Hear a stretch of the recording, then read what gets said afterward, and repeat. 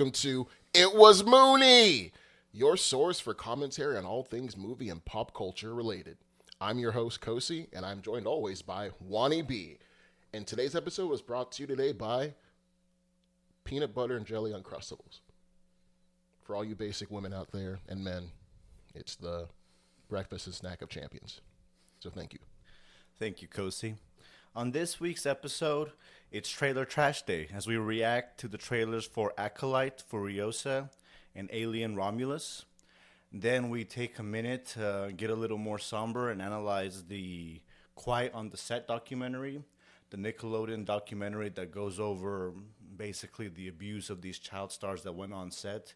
Not just of the child stars, but of the employees and people involved, the fall of Dan Schneider, and the terrible things that happened during a lot of our favorite childhood episodes.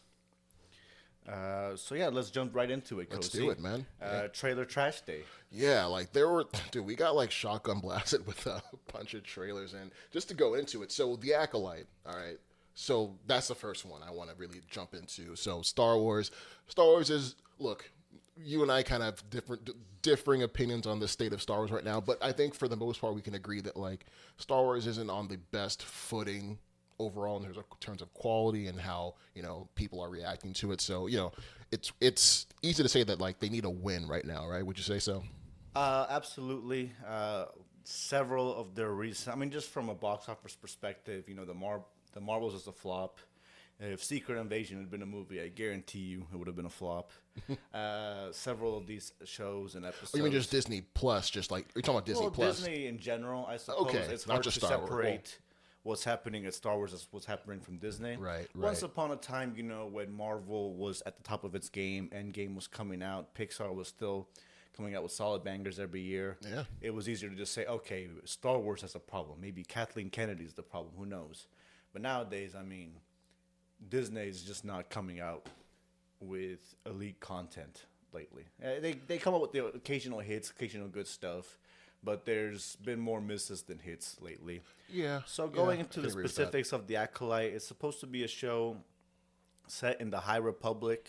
Now I had to look up just exactly what the hell the High Republic was, but like it's basically an era set during obviously the High Republic era, which was 500 to 100 years before even the movies, like the A New Hope and all that. So this is like way back in the day, like you said, like Yoda's time. Yeah, this is basically when Yoda was coming around, before Obi-Wan and some of the characters. Damn, still where the Republic that exists at the beginning of Episode 1 seems to exist, but by then they're falling into a galactic civil war with the Trade Federation. Okay, I definitely got like some prequel, especially at the end where we got all the lightsabers out, you the have all multiple these sabers, Jedi coming out. It's supposed to be some kind of mystery thriller or some action thriller, which is pretty cool. The trailer looked exciting. It's just a teaser. Obviously, seeing light swords and Jedi jumping around and doing Jedi mind tricks. That would always get me. Yeah, that always brings back a little nostalgia, a little hype. But that I'm gonna wait and see with them because they frankly lost a little bit of our trust. Yeah, as much as I liked it, even I have to say, do you think this looked underwhelming? Because from my perspective, I think it looked pretty good, but I can see see people saying it's not hidden. The trailer looked nice, but it's hard to say. I really thought. What was that show that came out recently? Andor, which is incredible. No, not Andor. The one with the actual Jedi. The one with Obi-Wan? Ahsoka. Ahsoka. See, that looked pretty cool in the trailers. That had some cool scenes. I think you liked it a little more than I did. I thought it was pretty trash. Overall, I thought it was good. Not great, but good. And it had really great moments. Not really great episodes as a whole, but I still enjoyed Ahsoka, but not as much as I was hoping I would. But yeah, but this Acolyte series definitely getting I'm definitely getting the prequel era. I just love this cast. Just real quick, just to rattle off, like Lee Jung-jae, the main guy from Squid Game. Yeah, Manny Jacinto. We freaking love Manny Jacinto, just as a voice actor and just a regular actor. Freaking Trinity from The Matrix. Right? Trinity. It's been a minute since we saw her. Carrie-Anne Moss is just beautiful, just great actress. Obviously, Trinity, she's a action icon in my opinion, but just great seeing her. Yeah, Amanda Steinberg, Jodie Turner-Smith, like this cast is really strong, and again, Disney and Star Wars, they do a good job of like getting these great teams together, getting great casts together, but like, not sometimes, not all the time, but like sometimes they just don't always come together. I'm hoping this is a case where there's a really good team behind this, Russian Doll, the guy behind that, and also this cast can come together and make just a really strong final product, because we've seen this before. We've seen the song and dance before, so I'm with you on that. I would hope so, but again, some of their latest output, I mean, just looking at Star Wars specifically, Mandalorian Season 3 was pretty clearly the worst.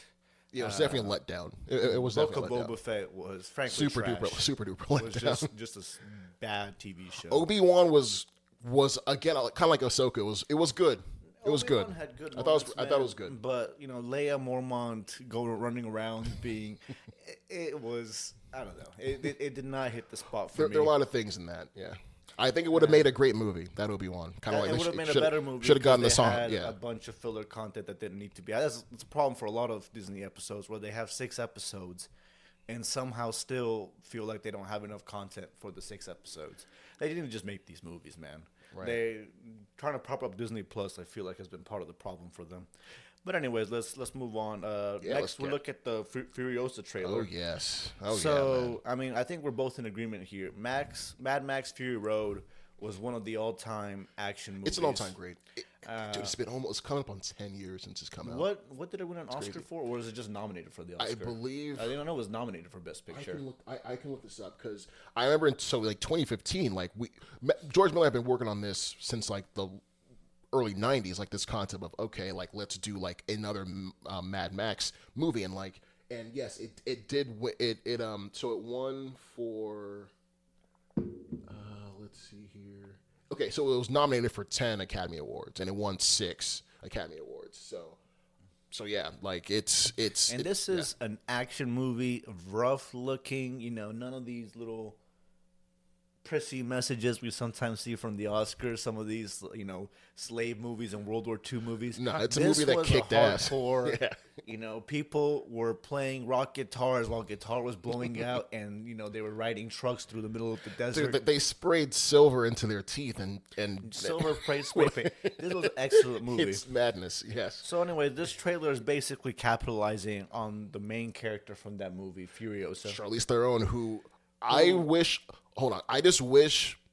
I have nothing against Anya Taylor-Joy. I love Anya Taylor-Joy. Actually, huge fan of hers. I just loved Charlize Theron's depiction of Furiosa.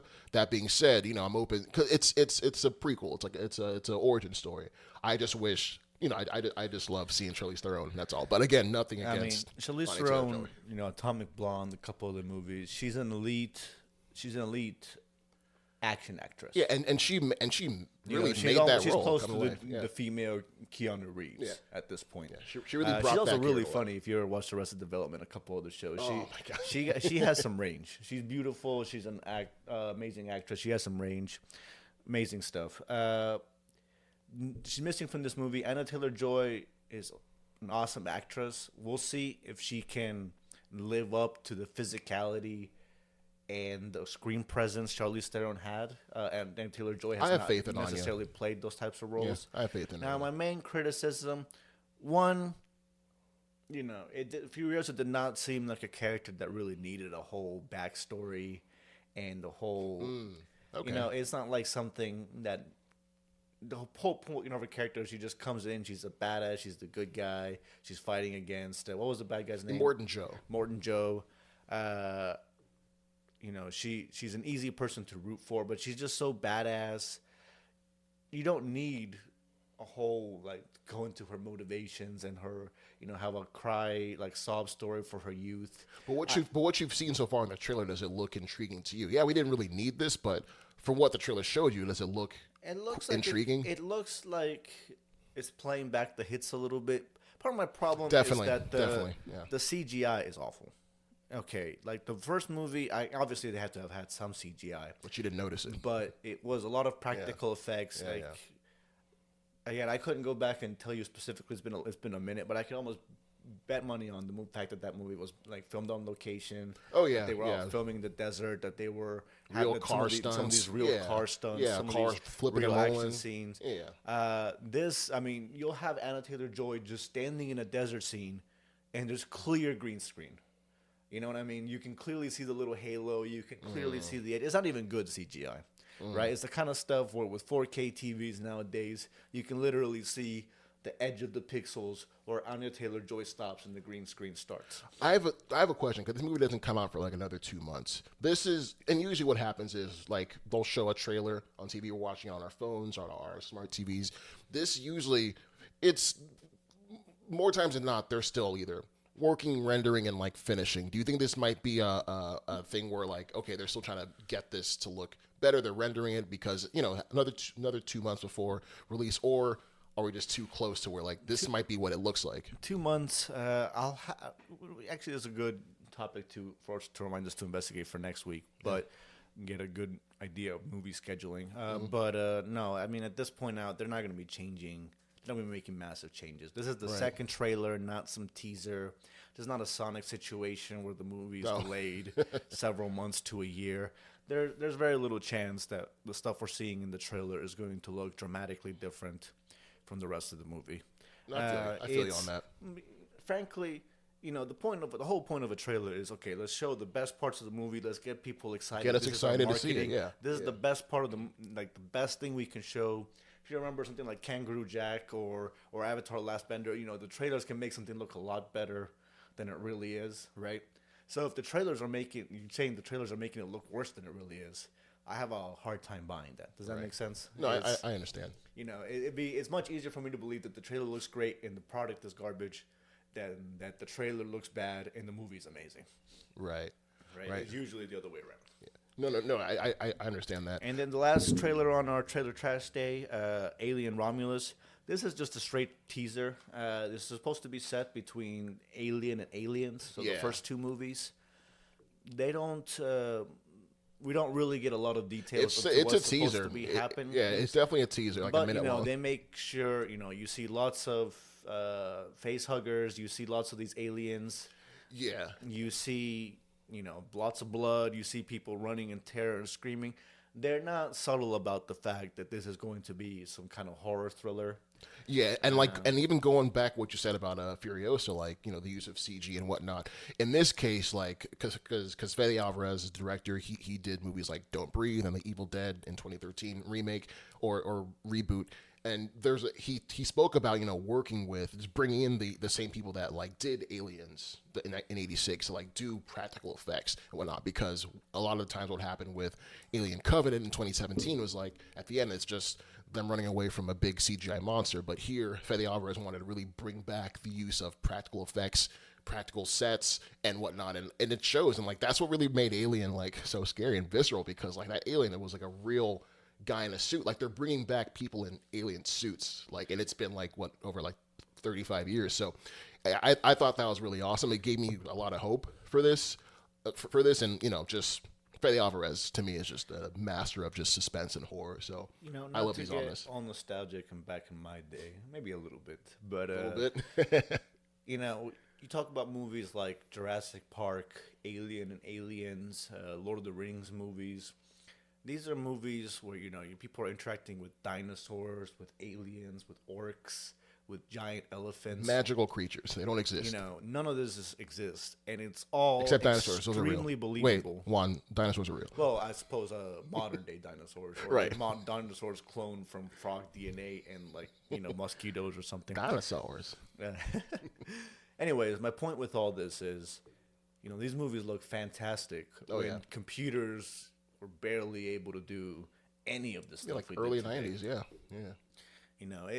At some time you got to take a step back and be okay. The CGI has enabled some really cool things.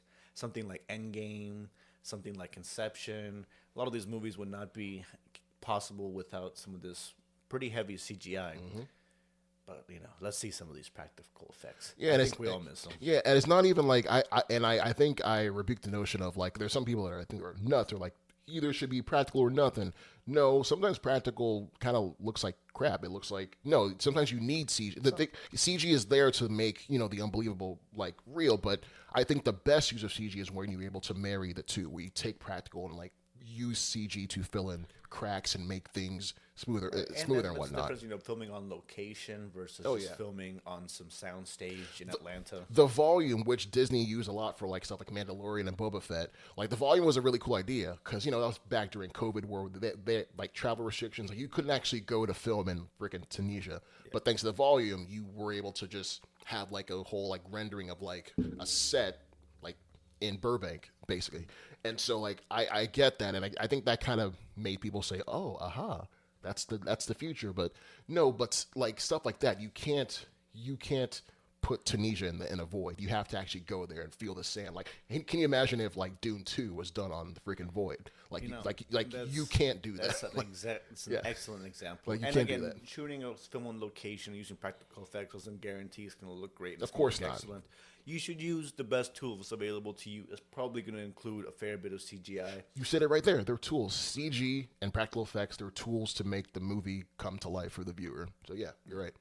No, definitely. We'll see how these movies shake out, and we'll continue to react for trailers that come out on our Trailer Trash reaction day. Keep shotgun blasting us with trailers, Hollywood. I'm all for it. But yeah, let's switch gears here. Let's talk about that Nick documentary.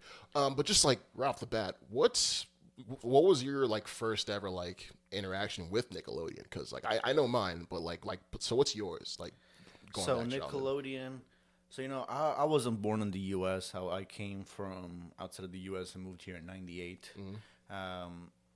So some of this wasn't necessarily my childhood.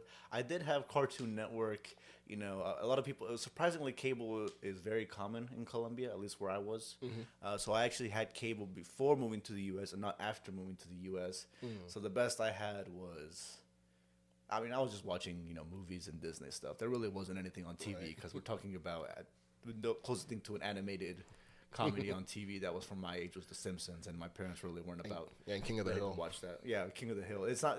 Those were really adult shows masquerading as kid shows. Yeah.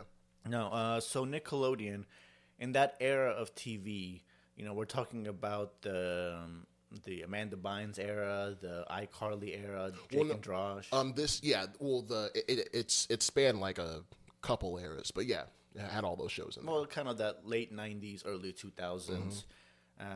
That's when this documentary is dealing with, and that's kind of when I started being like exposed to it a little bit more. I mean, I had Rugrats. Rugrats in Paris was probably not in Paris. The first Tokyo one. The Tokyo one.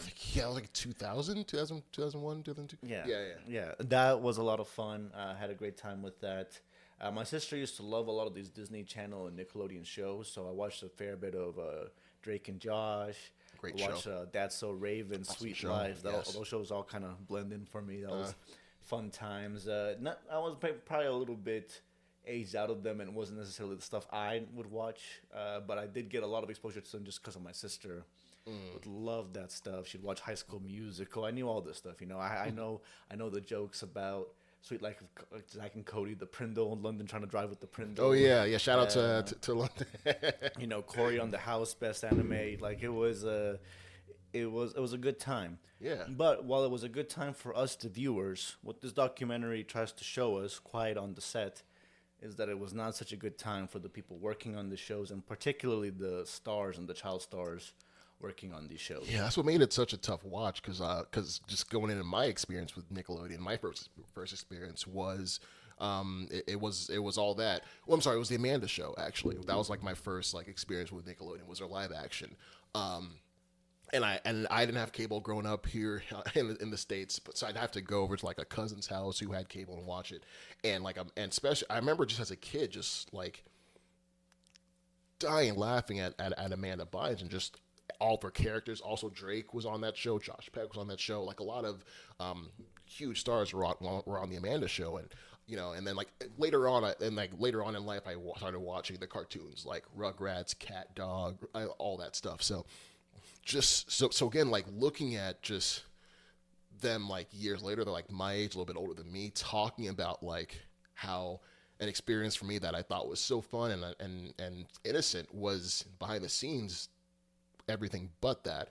And I think what made it even just tougher was because these actors brought me so much joy, especially Drake, who like I watched a lot. I'm Drake Bell, and just to hear his story and just see just like the people that were behind it, it was very harrowing to watch, but eye opening, and I'm glad they all came forward to tell their stories. So to kind of recap and go into some more detail for those who haven't watched it, Quiet on the Set basically starts with the Dan Schneider era of Nickelodeon.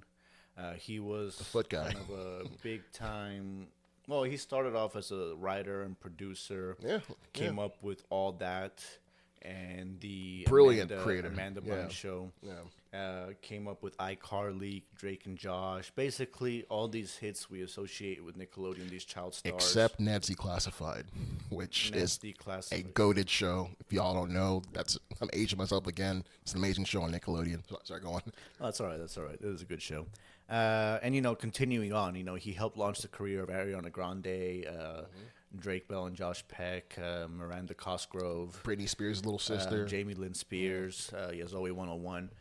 These were big shows. I mean, even if you didn't necessarily watch them, if they weren't necessarily for you by that time, you probably at least heard of them. You knew somebody, a little brother or sister that watched them. Yeah. Yeah. They obviously always had some of the Disney Channel compliments, but that kind of era, was defined by these child stars with live action shows. It was past cartoons. Kind of in the 90s where we were kids, all the kid shows were, I watched Johnny Bravo and Dexter's Laboratory, or what talked about Cat Dog and Rugrats. Yeah, like Cartoon Network and Nickelodeon were really like dueling Ren like, and companies. Stimpy, Yeah, these kind of fun little cartoon shows, quirky, odd, a little more edgy than what was going on at Disney. Not Adult Swim level, but they're edgy. Nickelodeon really had that because you got to remember, like they're trying to make that distinction in that market. Like, okay, there's Disney, who's a juggernaut, you have Mickey Mouse Club, all that. How do we make a distinction? Oh, we're edgier. We're like, I guess, cool, like PG. they Like were for the cooler kids, Yeah, like like- the PG-13. Not really even, but like and so like the idea of having, because Schneider in the documentary said he wanted to have a Saturday Night Live, but for kids, right. and like really like thinking about that, that's like a ahead of its time idea. Like, there are a lot of hilarious child actors, very, very talented performers that they can get. And so like the idea in its inception was great, really show all these young talent. But again, it was comedy by kids for kids. For kids. And I think that was the difference. And the fact that it was live action. I don't think we had, you had kid entertainers, but there might be, a family sitcom where what's the twins' name? Mary-Kate and Ashley. Or like the movies they came up with, right? They're child entertainers, but it's not.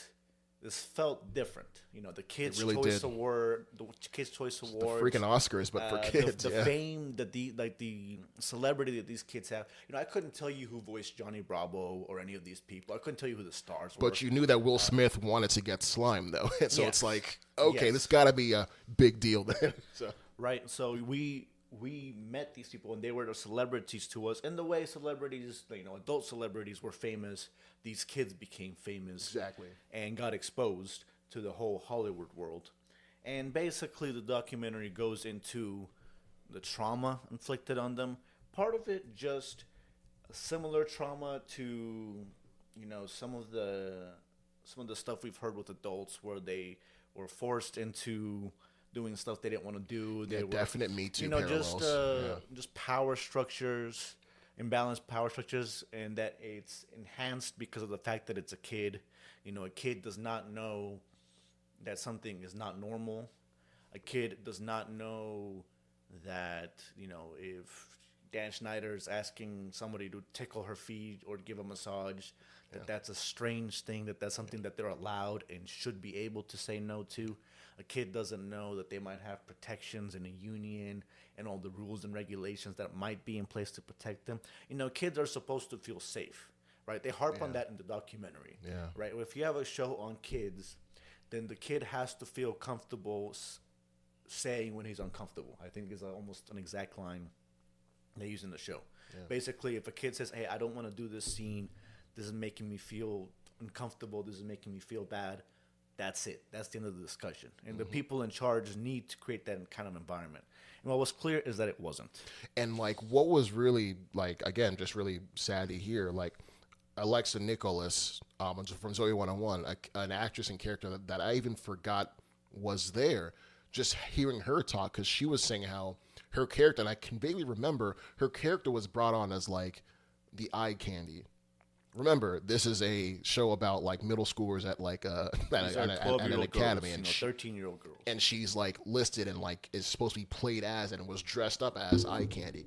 And so like I think what's so insidious about all this is like, yeah, this is for kids by kids, but still the adults in the room that run it are taking advantage of that and are the ones that are, you know, responsible for the misery a lot of these kids went through. And it's just it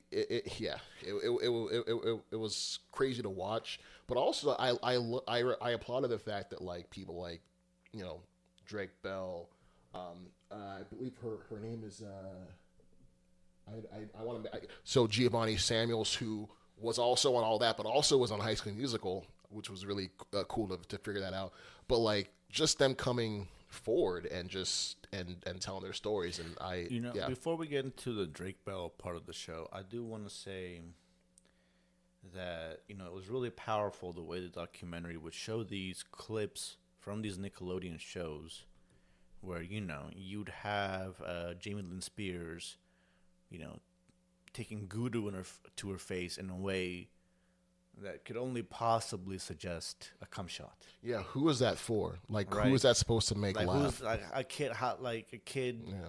Yeah. It's not just that she got goo sprayed on her, because you saw the kid's choice of word. That was clearly, that's just being slime. Yeah, it's slime. Yeah. Right. So I'm sure that it's not the most comfortable feeling in the world, but it's just, it's just fun, right? This. Again, it's very suggestive, the framing, the way it gets on her face. And you forgot, in that same story, the dude acknowledged that that's what it was, as a joke after they stopped rolling. Yeah. It's there's a couple other, there's scenes of Ariana Grande just spilling water over herself very suggestively. Trying to squeeze out of a potato? Juice out of a potato with two hands, like she's doing a they thought they were slick. Listen, this is the kind of sexual innuendo that honestly would be funny if it was on Saturday Night Live. If they were like, right? 21. If it's consenting adults and, some dumb girl trying to squeeze juice out of a potato, that could be a funny skit. But two different videos of Ariana Grande putting her foot in her mouth. Yeah. Yeah. When it's a 13-year-old girl and when it's clear, like Ariana Grande, very attractive woman nowadays, right? Full adult, but, she's a little kid. She's a little kid. And, not just the kids, frankly. You get stories from these women and these people on set, these adults who Dan Schneider basically made quit, basically harassed. There's a story about a writer being asked to pitch one of her ideas while pretending to be sodomized. Yeah. Just imagine showing up to your work. Your boss asks you to give a presentation in front of all your coworkers. And then it's, hey, while you're giving it, pretend somebody has their penis in your asshole, right? Just act that out, pantomime it while you give that presentation. Because for the LOLs, Yeah, and again, maybe if it's like two dudes who just have that kind of relationship, maybe it'll still be super inappropriate in a workplace. It just doesn't. Yeah, you're right there. It just doesn't belong, and it's not. And I think what Dan found funny, what he found funny clearly wasn't funny to everybody else. But again, for the actors, for the poor kids, the staff, this was there's big breaks. Like the two women that he brought on to write on the Amanda Show, who had to share the salary of one writer, I thought that was amazing. And they even said he had certain views on women, certain views on people of color, and it was wild. That he said basically with them in the room that he did not think women were funny, while they're in a room with two women who are trying to write a funny sketch comedy show. You know who Dan Schneider thought was funny though? Amanda Bynes. Yeah, creepy dude. And you know what? That's big, especially the first two episodes. There's a big focus on Amanda Bynes, and of course the backdrop to it, the kind of unmentioned backdrop, is, we've seen where Amanda Bynes is today. Yeah. We've seen what her life looks like I today. hope she's okay. I don't know what's latest, but I just hope she's all right. I don't know. I legit hope she's okay. I couldn't tell you. I do know that she was a big part of our childhood. We were just discussing earlier. She's so talented, Big dude. Fat Liar. She's all that. What a girl wants. Not what I like about you. The show on WB. So, several shows. She was fantastic. She had a great career ahead of her. She could easily still be making high tier comedy movies. Be Kristen Wiig, Julia. Yeah, I said it to you earlier. I think Amanda Bynes could. I think again, I use the word could have. Just based on her talent, I think she could have had the kind of career trajectory that we saw with like an Emma Stone, where, she's like that goofy. Sure, Emma Stone played a straight guy in comedy, but definitely comedic roots. But I felt Amanda Bynes was talented enough where she could go to that next level and like really, really show that she can act. But yeah, just I think these people kind of just twisted her and also Amanda Bynes' parents. Apparently, she was in an emancipation. She tried to get emancipated. Yeah, like Britney Spears. Using Dan that kind Snyder of weird tried to help her get emancipated, which again, some 30, 40-year-old man. Conservatorship. Sorry, that's what. Some 40-year-old man trying to convince a 16-year-old to cut off her relationship with her parents. That's kind of. Well, I guess we're gonna jump ahead, but if you want to jump ahead, creepy. If you want to jump ahead to Peck, So probably the most affecting moment of the whole documentary. Most of the documentary is dealing with Dan Snyder and abuses on set. Basically, the first two create episodes. a very hostile and somewhat sexualized environment that made people uncomfortable. But let's say he didn't necessarily break any laws. Didn't necessarily break any laws, and also during that time they just were seeing just immense success. So it's like, how can we tell this train to stop? No, that's on the executives and the people that enabled him. Yeah. But I mean, I'm not saying he's not bad. He's a monster. It's good that they got rid of him. Like, you could see the relief and the joy on these people's faces on the documentary when the people that worked with him, they finally saw him get his justice, threw a party, so to speak. But no, I want to discuss.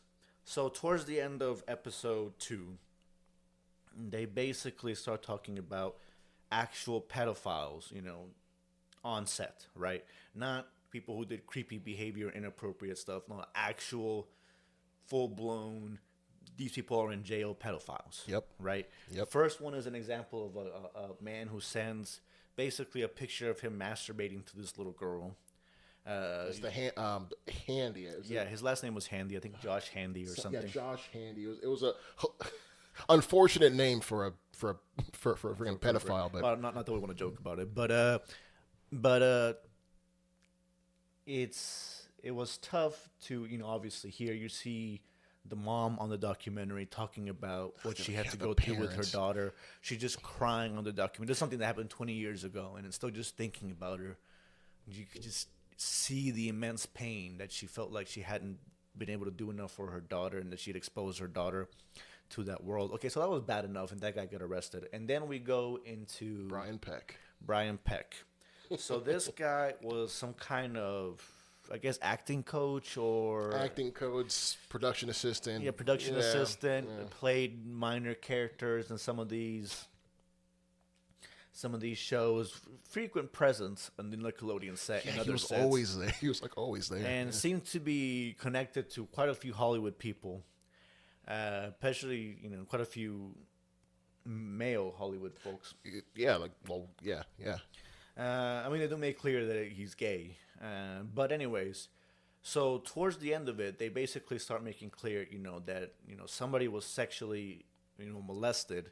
That, we go past the innuendo. Somebody was full on molested. Something bad happened to one of the child actors on the show.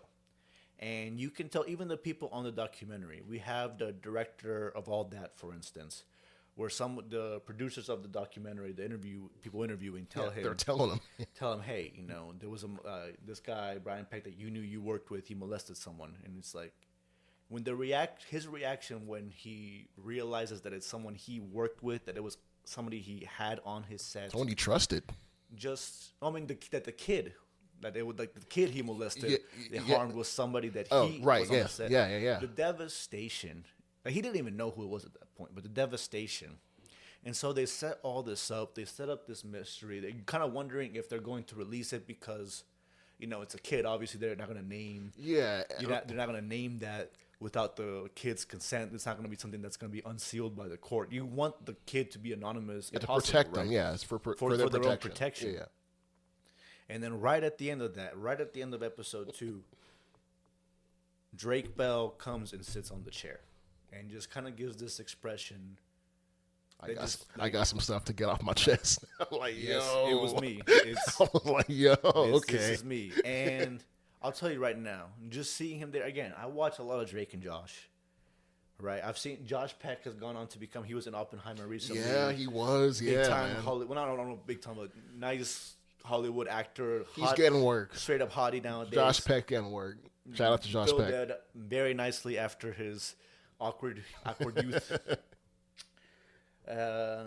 Anyways, Drake Bell sits there, and I just teared up, man. I'll just tell you right now. The whole episode 3 is basically Drake telling what happened to him. Yeah, it's the way rough, this man. guy manipulated this. What's his name again? Brian Peck. No relation to Josh Peck, y'all. I was thinking that the whole damn episode. No relation. I was like, is there going to be an even crazy reveal? But no relation. No. So this complete monster, basically, he's really friendly to everyone. He's always on set, always. Honestly, one of the saddest things is that Drake's dad kind of noticed very quickly on that the guy was being a little too friendly towards the son. A little too touchy-feely, a little too always close to him. And he brought up concerns. And it ends up somehow with Drake being manipulated and Drake's mom being manipulated into cutting the dad off from Drake's life, firing him as manager, and putting the last thing the dad says to the mom's like, okay, fine, I'm devastated about this, but please keep my son away from this guy. He tried to warn him. This monster. He tried to warn him. I just know something's wrong. And then cut to, Drake is his mom is not only letting him still spend time with him. Drake is straight up sleeping at this man's house. Yeah, he convinces his mom to let him stay over at Brian Peck's house during if Drake has an audition in the morning. He's stay at my house. He's doing a show. Oh, okay, it's closer, more convenient. Incredible. Take him everywhere. We're talking about a 34-year-old man, grown ass adult, having a 14, 15-year-old kid, in his house unsupervised.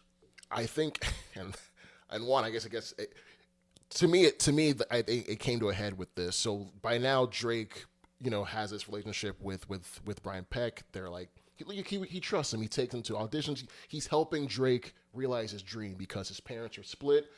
Brian kind of is basically like that father figure. So he's won Drake's trust. Drake starts dating now.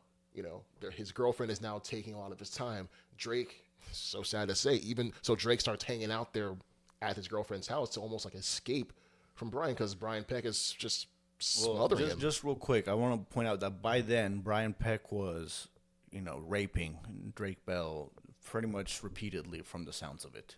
Yes. This was not like a one-time thing that happened. It was, some of the court descriptions are rough. I don't want to go into it, listeners, but it's pretty bad. But by that point, when Drake is, it trying is to not move on, some one-time event that can be played off. No, this was a monster. And, basically Drake felt like he was trapped. He felt like, if I say something, then it's going to be obvious something happened. And then it's maybe my career, Basically, he loved what he was doing so much, like acting, the music, the career, being on TV, being an entertainer. And he was so good at it. He was so incredibly good at it. But he loved it so much, and he was so afraid of losing it, that he basically just let it keep happening. And that's horrifying. I mean, I think if to paraphrase, he kind of gets asked what exactly, for some details, and he basically says, imagine the worst thing that can happen to somebody who's being sexually abused. Jeez. That's his response. Just you can't get into detail. He's not. I don't blame him. I don't blame him. It's enough for me. It's enough for me. But just between that and the court documents where they do describe some of these things and more, some of the dry legal-esque, it almost makes it more devastating. Dude, he called his girlfriend. Forcible penetration with a foreign object. Again, that's... Yeah, so that Brian Peck guy was nuts, and Drake really, it really took a lot for him to come forward and explain that, and and Drake was talking about how he's going to therapy and he's trying to really be on the other side of this, but he understands that this is something that's going to be with him for the rest of his life, and he feels as though he needs to come forward just so he can stop this from happening to other people. Drake really wants this to serve as a cautionary tale. Even though, Drake definitely has his own issues. Even last year, or I think, 2021 is saying here, we were just talking about him having his own personal issues and us hoping that Drake was able to pull through. And I'm wondering, wow, after watching this documentary, it kind of paints that in a new light. Again, not to absolve him of any of that, but it definitely paints it in a different light. I see it differently. So there definitely is big shade of gray here with the fact that Drake, did some stuff that's fairly inexcusable. Again, which we won't go into. You can look it up for yourselves, but yeah. I mean, just basically, it seemed like he was propositioning a minor. Yeah, and he was. He basically was, from the sound of it. Yeah. It's not to absolve him, not to say he's the hero or the good guy. But it's hard not to feel empathy, and it's hard not to feel for him. It doesn't. I mean, obviously, the girl that this happened to probably doesn't. She's still probably traumatized and feels bad, and her pain is relevant and important. It's a complicated picture of the man. It definitely adds a complicated element because you really want to root for Drake. You really want him to be the good guy.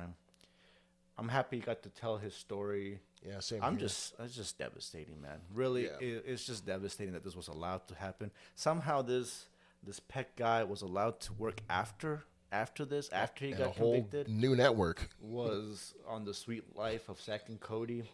This goes to show. Yeah. It legit felt like the Catholic Church, how they kind of move around priests that are found of doing similar heinous acts, but they kind of moved. I know it's not like that, but I definitely felt like that. Like they just put him somewhere else. I think you have a good point there. Because this is after he went to trial. Drake stood in a courtroom and addressed a room when there are a bunch of people there that were supporting Peck. But this is after that. He still was able to work in Hollywood. These Hollywood power players, executives, I mean, it's actually a really good comparison because the Hollywood power structure and the church power structure are not entirely dissimilar. It's a very insular group of almost entirely men, especially at that time, pretty much 100% men, who, their main goal is to kind of protect their own and further their own benefits at the end of the day. The church might have had excuses for it, but I mean, these people were molesting children. They needed to be punished, but the church kind of wanted to circle the wagons and kind of deal with it internally. And same with Hollywood. It's like, oh, we'll just tell him not to do it again. Slap on the wrist. On the wrist. But I'm sure he didn't really mean it. Oh, but he's so nice to me and so cool. And that's what those letters that were like, because when someone's convicted, they're like, hey, for you can write letters. There was basically these letters for support, letters of support from people who support and Peck of the molester. And rather big names on that. Some pretty big names. The most shocking one to me was James Martin. James, the guy who can't stop having CGI animals as his shotgun in every freaking movie. Super nice guy in every movie. I mean, obviously, it could be that they were given.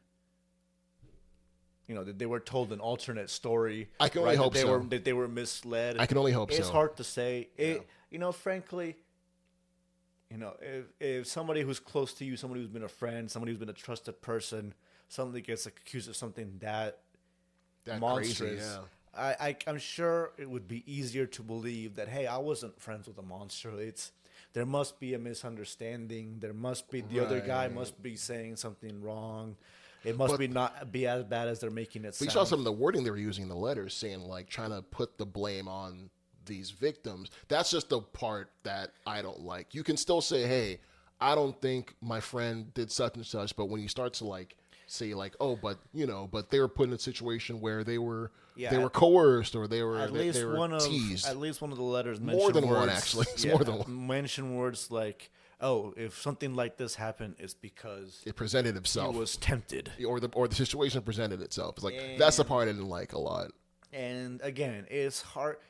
Part of the problem is, I mean, they were there at the trial.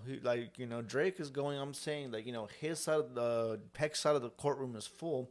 Kind of reminds me of Epstein, frankly. Oh yeah, a little bit. Epstein situation. Yeah, a little bit. Not the whole thing. Oh yeah. But just the fact that Epstein was caught years ago, right? This was not a secret. He went to house.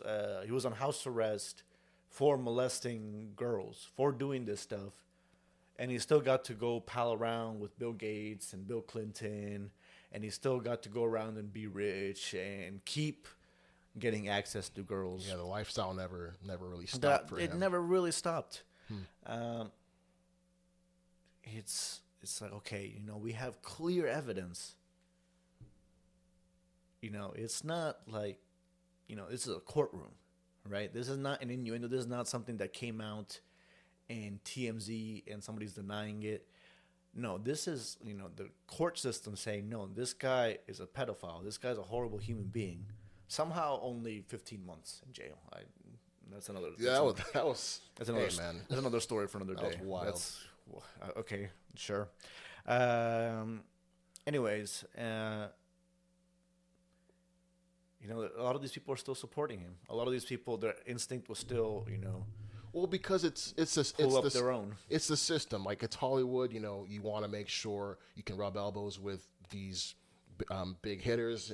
Sometimes they do stuff you don't like, but I'm not into that. But you still want to like be in that circle, and that's what really leads to a lot of this like don't ask, don't tell, or like hush hush, kind of keeping this stuff like prevalent, and like that kind of like mentality keeps this stuff very prevalent. And like, unfortunately, the people who suffer the most are these performers and their families. And I just think that a big thing now, like a big thing that at the end of the documentary that I actually want to ask you was, a lot of the actors were saying that when they have children, that they would not let their kids get into acting. Like Juan, like, would you let like your kids, like, if your kid said, "Hey Dad, I want to get into acting, or I want to get into singing or modeling," like, would you want to do that, or would you like at least let them know about the dangers? Like what would your thoughts be on that?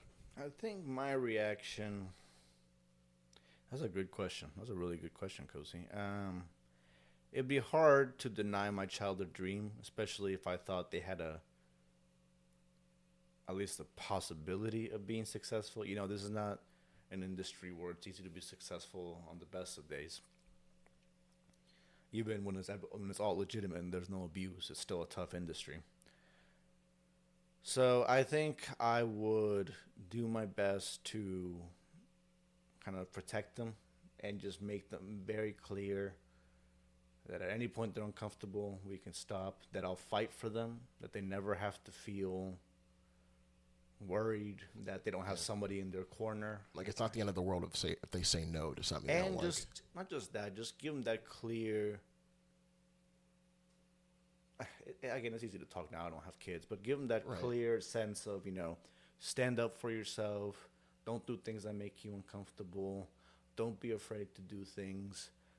It's not the end of the world if this doesn't happen. Just kind of give them that confidence and that love and that support. I feel like that's really the best you can do.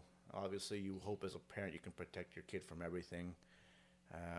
You heard him, guys. Fortify your child with love from Juan. That's great. That's it. If your child is, when they walk out the door, they know they're loved. They know that they're supported by you. These outside forces. Yeah, outside forces can still get at them, but like they'll have more defenses against that. And I don't want to say like I don't want to blame these kids. Yeah, sometimes kids are in a situation where they don't have a good support system, so it makes them even more susceptible to be targeted like this. But it's like, I see what you mean though. Like, and they even show on this, an example of some of these parents kind of do speak up. They try to. That was crazy. Yeah, they do make more. They make noise. They fight yeah. for their kids. They make noise. And of course, the black mama who does it immediately always the bad. Like she's the labeled lady. problematic. She's labeled loud.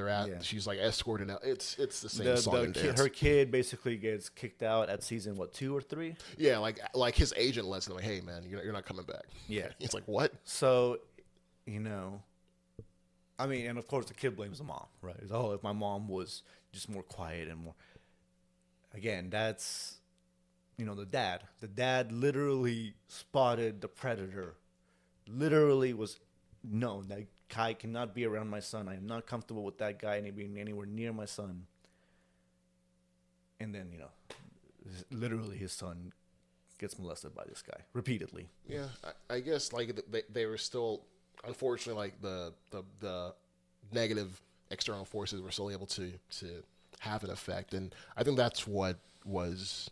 A lot of things were sad, but like just hearing these child stars talk. I do think one common undercurrent with all these folks on this documentary is that they all felt like they had nobody they could talk to. Yep. They all felt like they just had to kind of shut up. That's what that one kid said. Yeah, they weren't supported. Not just the kid, I'm talking about adult female writers, the 20, 30-year-old women saying the same thing. Even they were saying it, yeah. Right? Yeah. Lots of these people saying the same thing. Lots of people making it clear that they felt like if they stood up to Dan Schneider and said something back to him, even mildly, that they could just be fired. That one girl even joked. That one girl joked about it. She's like, oh, you're going to like make me do such and such. And Schneider like tore her head off like in private. Like it was, that. And not just okay, you're gonna be fired off the show. No, it's you're gonna be fired off Hollywood. Your dreams are over. Like scorched earth. Like that's scary. Yeah, you're not gonna get another role in this industry. Like you can take away the livelihood. And you know what? Yeah. Frankly, as far as I can tell, it was true. It was absolutely he had that kind of power. Absolutely, these Hollywood, little good boys club protects themselves and doesn't care about their profits and they care about their control. And when Dan Schneider showed he can make some good shows, he becomes one of the goody two shoe boys for the executives. These child stars, they're replaceable, right? I mean, they're a commodity, right? They're a product. They're not treated Dan Schneider is one of the boys, one of the creators, one of the people with the ideas. These are commodities to be bought and packaged and produced and discarded when they're no longer relevant, right? Yeah. The ego was almost more the point than the money itself at times, right? Just the fact that they could do this stuff and they could get away with it. It's also monster stuff. Yeah, but it's very disheartening. But overall, like, what'd you think? Just to wrap it up, like, what'd you think of just the documentary? Like, I thought it was brilliant. I thought it was brilliant. I do think there's some pacing and structural issues. Definitely pacing, structural. Yeah. We start talking about Dan Schneider and all his impact, and then we suddenly abruptly kind of switch over to the Drake story. And I mean, I'm glad that they included that Drake episode, but I don't know. It felt like an escalation, like the inappropriate workplace stuff that Dan Schneider did. It's not quite as bad as the repeated molestation of a child. I think they used those first 2 episodes to kind of frame us into this world and say, okay, here's what this world is like. So then when they hit us in the stomach with like the realness, it's like, okay, we were at least, we're at least, normed on all this is how I felt with that, with the structure. Honestly, these are kind of nitpicks. Like, it's a very powerful documentary. Yeah. It will make you rethink your childhood. It's kind of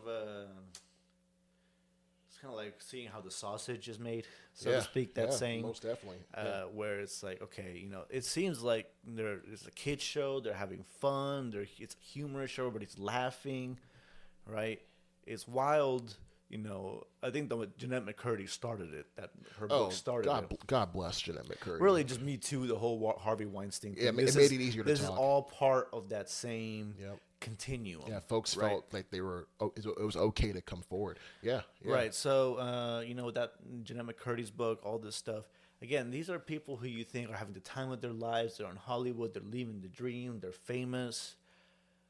They got money, all this stuff. And it's like, man, the actual reality of it was much more horrific. Like, is it worth it? If you told me, okay, Drake and Josh gets removed from history, but Drake Bell doesn't have to be molested repeatedly, it's hard for me to say, okay, no, yeah, let me get my TV fix. Right. That's When the good of children in particular, not just children, obviously, it's happened to adults as well, but when it's a child, there's just something so heartbreaking about the failure there of the people in charge of protecting these people, creating the environment that we thought we were. Yeah, it was a systematic failure. It was like along the way there were like pieces put in. You obviously wonder who knew what and when. Yeah, it just makes it just really makes you think. But but again, so for listeners out there, the Dark Side of the Foot, it can be watched on on the ID channel. It's also on HBO Max as well. Definitely catch it on HBO Max. Yeah. Highly worth it. Just be prepared. I mean, they warn you in the show, but just be prepared that it's going to be some harrowing things for sensitive viewers who might have a history, who might be triggered by these topics. Be careful. It made me cry. It made me cry a lot of tears. It made me, again, it makes you question whether it's all worth it, whether it's all a cesspool. It does seem like there are some bright moments. Even Drake Bell manages to say, that the experiences he had making the shows, the friends he made, even defends Dan Schneider. Even he's asking himself if he would trade it all, right? If he would be willing to erase it all. And if he is willing to ask, what does that tell you? There's got to be some beauty there, right? It's the movies we watch, it's the TV we watch, it's the entertainment. There's got to be some art, some beauty there. But these horrible assholes obviously make you question, how far it goes and just how many lives have been destroyed at the altar of our entertainment. Yeah, man, and at the end we're just asking what's the cost. But yeah, man, it's just great discussion, man. Just when y'all get a chance, just go check out that documentary. But as we wrap up here, just real quick, just into our section for plug of the week.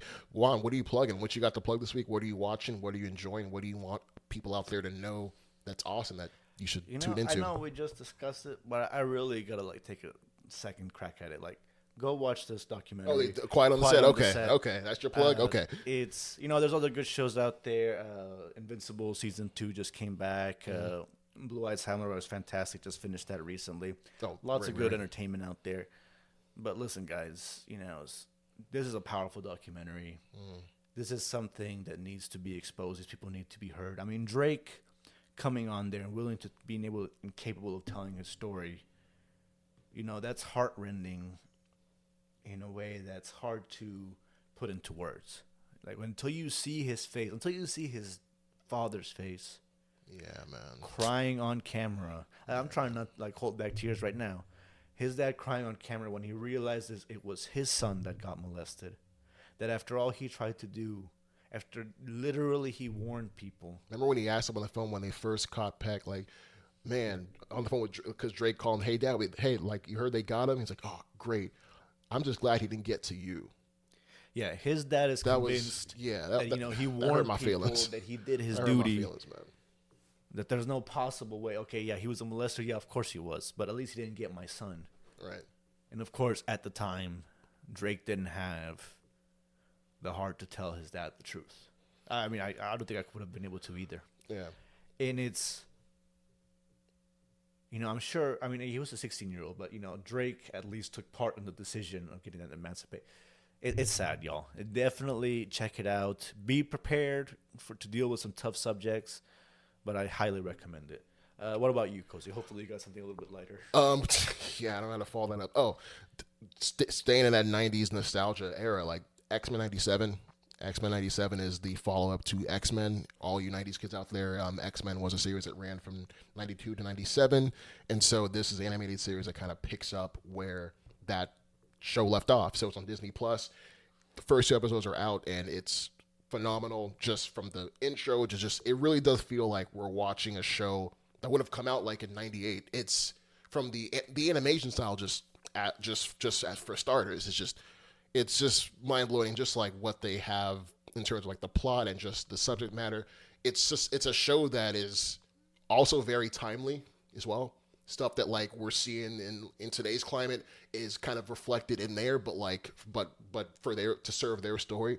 I don't know. I just love it. So if you haven't seen the original X-Men animated series, go back and watch it. But definitely watch X-Men '97 on Disney Plus. And just coincidentally, it turns out, the showrunner got fired before the show even aired. Oh yeah, seemingly because of bad behavior on the set. To staying within topic. Yeah, man. Ugh. So I mean, I guess it's good. I guess it's good that we're catching these people and punishing them, kicking them out earlier. People aren't just saying, "Oh, he's good at making us money, so we're gonna give him an infinitely long leash." Right. But obviously, it causes you to wonder about the future of the show when the creator gets fired before the first episode releases. Right. I think on that he's definitely a showrunner, but I have total faith in Disney and Marvel to be able to come back and just make that show great, because what they have is truly something special. But yeah, man, definitely. But yeah, that about wraps it up for us, guys. Once again, this has been It Was Mooney. You can please like and find us on Spotify. Just search for It Was Mooney on Spotify. And it'll take you right there to us. But yeah, until next time, guys, I'm Kosi, and I'm joined by Wani B. And until next time, guys. Adios. Adios, guys.